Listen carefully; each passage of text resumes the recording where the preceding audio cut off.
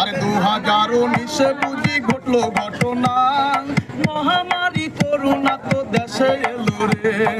কত কষ্টে জীবন যাপন মানুষ করে, কেউ তো বুঝি কত কষ্টে আছে প্রবাসে। বাড়িতেও যাওয়ার মতো পরিস্থিতি নাই, গাড়ি ঘোড়া চলে না তো রাস্তাতেও ভাই।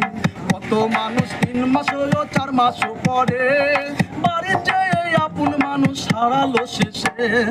কত কষ্ট দিল বুঝি এই নাম দিতে, কত কষ্ট দিল বুঝি এই নাম দিতে। তাহার পরে দেশটা শাসন করবে বুঝি যে আমাদেরও রাহুল গান্ধী আবার আসিবেন। দেশটা বুঝি শাসন না এমনি করিবেন। বিজেপিও সরকার আছে এই না দেশেতে, মহামারী করোনা তো আসতে পারে যে। কত কষ্ট